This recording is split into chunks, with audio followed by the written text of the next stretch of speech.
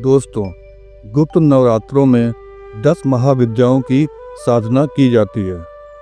गुप्त नवरात्रों से एक प्राचीन कथा जुड़ी हुई है। एक समय ऋषि श्रृंगी भक्तजनों को दर्शन दे रहे थे। अचानक भीड़ से एक स्त्री निकल कर आई और मायूस होकर ऋषि श्रृंगी से बोली कि मेरे पति दुर्व्यसनों से सदा घिरे रहते हैं, जिस कारण मैं कोई पूजा पाठ नहीं कर पाती, धर्म और भक्ति से जुड़े पवित्र कार्यों का संपादन भी नहीं कर पाती, यहाँ तक कि ऋषियों को उनके हिस्से का अन्न भी समर्पित नहीं कर पाती। मेरा पति मांसाहारी है, जुआरी है, लेकिन मैं माँ दुर्गा की सेवा करना चाहती हूँ। उनकी भक्ति साधना से जीवन को पति सहित सफल बनाना चाहती हूँ।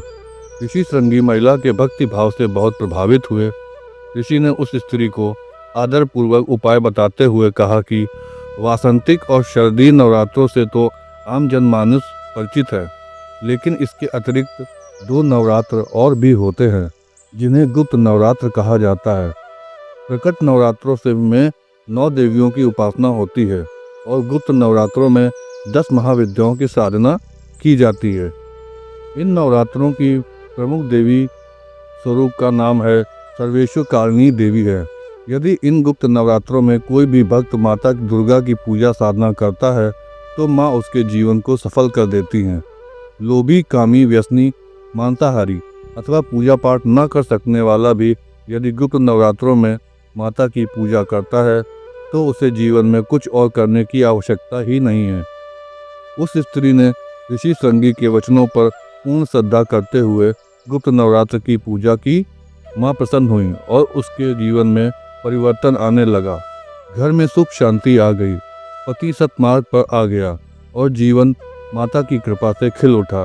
यदि आप भी एक या कई तरह के दुर्व्यसनों से ग्रस्त हैं और आपकी इच्छा है कि माता की कृपा से जीवन में सुख समृद्धि आए तो गुप्त नवरात्र की साधना अवश्य करें।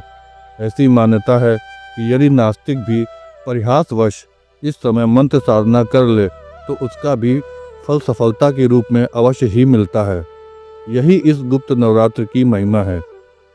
यदि आप मंत्र साधना, शक्ति साधना करना चाहते हैं और कामकाज की उलझनों के कारण साधना के नियमों का पालन नहीं कर पाते तो यह समय आपके लिए माता की कृपा लेकर आता है। दोस्तों, आज का यह विषय यहीं पर समाप्त होता है। यह पोस्ट अच्छा लगा हो तो इसे लाइक करें, चैनल को भी सब्सक्राइब करें और भविष्य में ऐसे पोस्ट को पढ़ने के लिए हमसे जुड़े रहें। ओम नमः शिवाय मित्रों, जय माता दी।